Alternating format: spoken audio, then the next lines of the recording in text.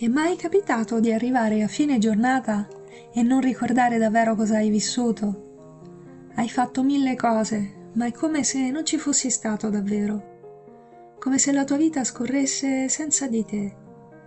Magari hai guidato, sei arrivato a destinazione senza ricordare il viaggio, oppure hai scrollato il telefono e ti sei ritrovato mezz'ora dopo senza sapere perché hai iniziato. E se non fosse distrazione? Se fosse qualcosa di più profondo e se stessi vivendo gran parte della tua vita in modalità automatica. Il nostro cervello è progettato per risparmiare energia, per questo crea schemi, abitudini, automatismi. Quando un comportamento si ripete diventa sempre più veloce, sempre più invisibile e a quel punto non sei più tu a scegliere, è il tuo cervello che sta eseguendo. Questo sistema coinvolge aree del cervello come i gangli della base, che gestiscono il movimento, le abitudini e le azioni automatiche, e che spesso si attivano insieme alla Default Mode Network, che entra in funzione quando la mente vaga. È utile, ma ha un prezzo. Cammini ma stai pensando ad altro, mangi senza accorgerti del sapore, parli con qualcuno ma sei già altrove.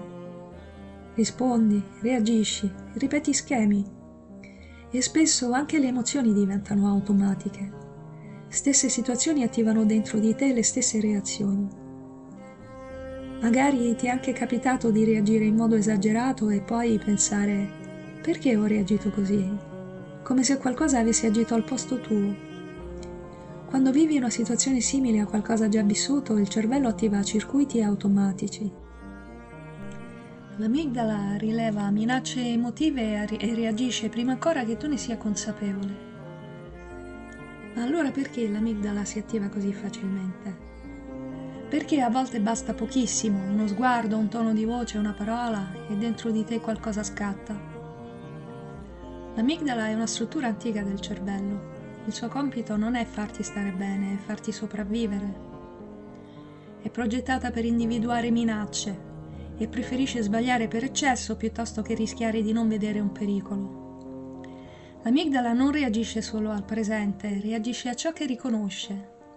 E ciò che riconosce viene dal passato. Durante la vita e soprattutto nell'infanzia il cervello registra esperienze emotive intense. Quando qualcosa viene percepito come minaccioso, non viene salvato solo come ricordo, viene salvato come schema di sopravvivenza.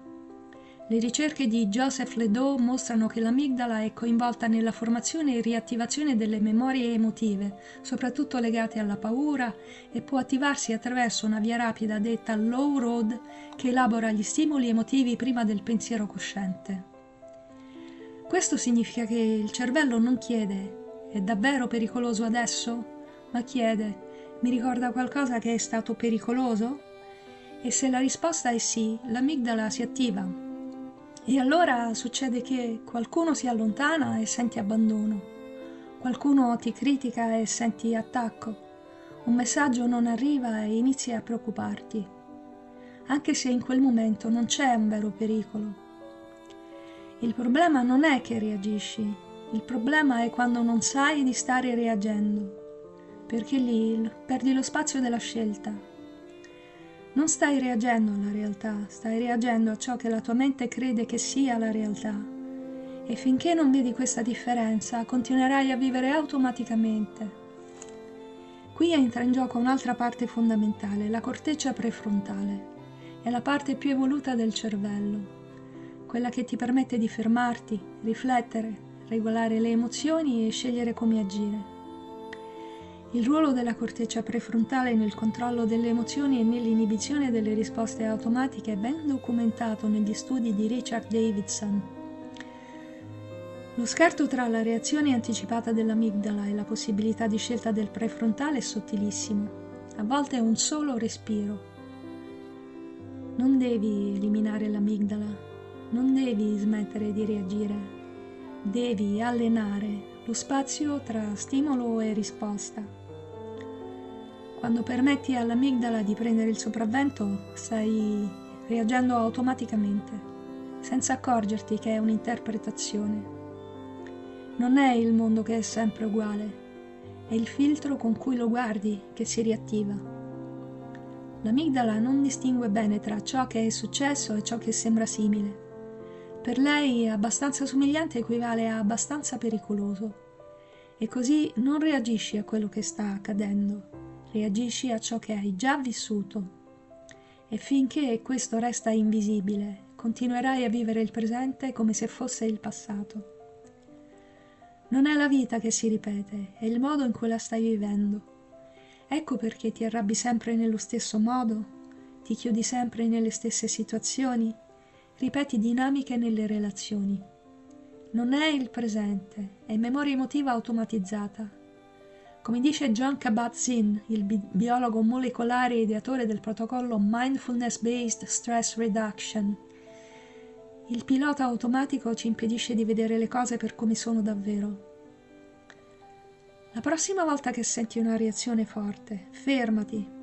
Non cambiare subito comportamento. Chiediti cosa sta succedendo dentro di me adesso. Non perché, non chi ha ragione, ma cosa sto sentendo. Questo attiva il prefrontale e già cambia tutto. Ma è importante dire una cosa. L'amigdala non è un errore, non è qualcosa da eliminare. È una parte fondamentale del nostro sistema di sopravvivenza. Quando il pericolo è reale, l'amigdala è ciò che ti salva. Se tocchi qualcosa di rovente, ritiri la mano immediatamente, prima ancora di pensarci. Se un animale ti attacca, il corpo reagisce subito, si attiva, si prepara, si protegge. Se stai per attraversare la strada e arriva una macchina all'improvviso, ti fermi, ti sposti, reagisci. In questi momenti non hai bisogno di riflettere, hai bisogno di velocità. E l'amigdala è velocissima. Il problema nasce quando questo stesso sistema progettato per il pericolo reale si attiva anche quando il pericolo non è reale. Quindi non si tratta di spegnere l'amigdala, si tratta di imparare a distinguere quando ti sta proteggendo davvero e quando sta solo ripetendo il passato. Magari ti è anche capitato di prendere il telefono senza sapere perché, o di aprire il frigo anche senza avere fame, o dire qualcosa e pentirti subito dopo, come se avessi agito prima ancora di scegliere. E in parte è davvero così. Gran parte delle tue azioni inizia prima che tu ne sia consapevole. Non perché non hai controllo, ma perché il cervello lavora in anticipo. Esiste un segnale chiamato readiness potential, ossia potenziale di preparazione. È un'attività cerebrale che precede un'azione di qualche frazione di secondo. Esperimenti di Benjamin Libet hanno mostrato che il cervello prepara un'azione prima che la persona diventi consapevole di volerla compiere. Questo significa una cosa potente. Spesso agisci e poi pensi di aver scelto. Ecco perché prendi decisioni impulsive, controlli il telefono senza volerlo, reagisci prima di riflettere. Non è debolezza, è velocità del sistema automatico. Ma c'è una buona notizia. Hai una parte del cervello che può intervenire subito dopo l'impulso. È la corteccia prefrontale. È quella che ti permette di fermarti, osservare e scegliere diversamente.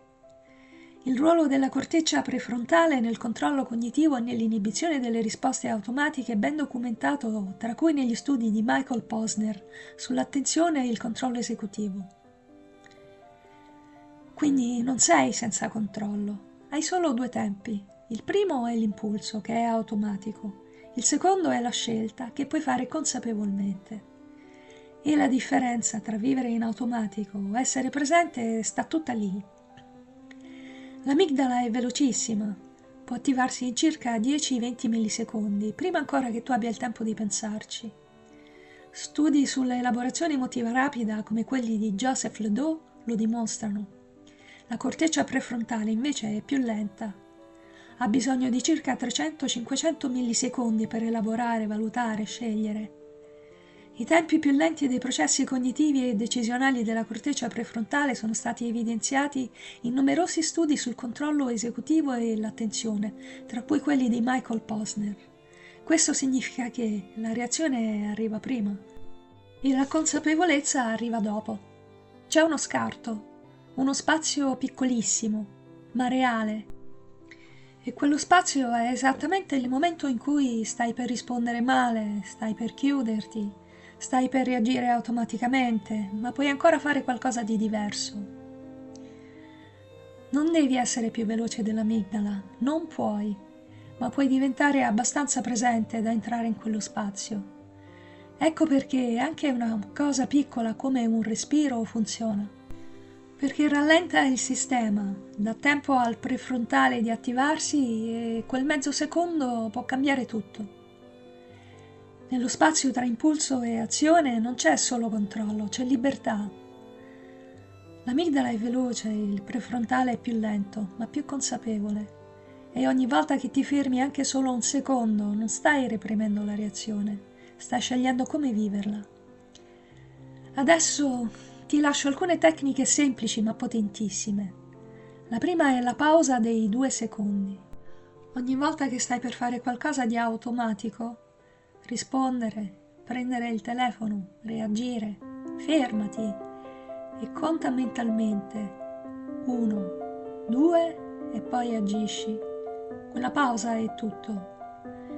Se invece hai un po' più di tempo, prova a fare questo. Siediti. Richiama una situazione recente che ti ha attivato. Osserva cosa senti nel corpo, non la storia, solo il corpo. Dove si manifesta?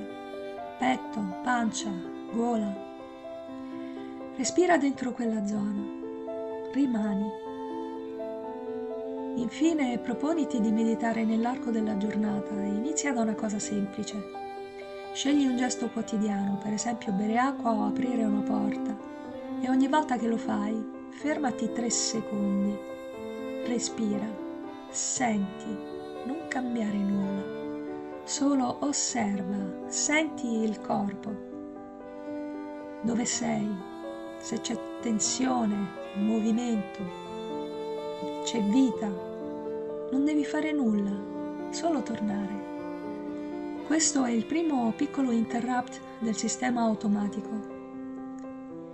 Il pilota automatico non è il tuo nemico, è solo più veloce, ma la consapevolezza è più profonda e ogni volta che trovi anche solo un secondo di spazio non stai perdendo tempo, stai riprendendo la tua vita.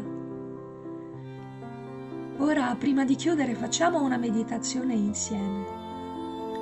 Chiudi gli occhi, porta attenzione alle mani, senti il contatto con l'aria, la temperatura, le micro sensazioni. Se la mente va via, non riportarla con forza, accorgiti e torna. Quando porti attenzione al momento presente, stai attivando aree del cervello legate alla consapevolezza e alla regolazione delle emozioni, come la corteccia prefrontale, e stai interrompendo i circuiti automatici. È come se per un attimo riprendessi il controllo. Non blocchi il pilota automatico, ma smetti di esserne guidato inconsapevolmente. Il pilota automatico non è il nemico, è solo un sistema che ha preso il sopravvento. Ma tu non sei quel sistema, tu sei ciò che può osservarlo e ogni volta che torni al presente, anche solo per un istante, stai tornando a casa. Non devi uscire dal pilota automatico per sempre, devi solo ricordarti che esiste. E ogni volta che te ne accorgi, sei già fuori. Questo è The Mindful Lab, uno spazio dove mindfulness, neuroscienze, spiritualità ed esperienza umana si incontrano. Se questo video ti ha fatto vedere qualcosa di nuovo, lascia un like, iscriviti al canale e attiva la campanellina per non perdere gli ulteriori aggiornamenti. Poi scrivi nei commenti, voglio vivere appieno ogni attimo, perché il prossimo passo potrebbe cambiare il modo in cui vivi ogni giorno. E se pensi che questo video possa aiutare qualcuno, condividilo, perché anche un piccolo momento di consapevolezza può fare molta più differenza di quanto immagini.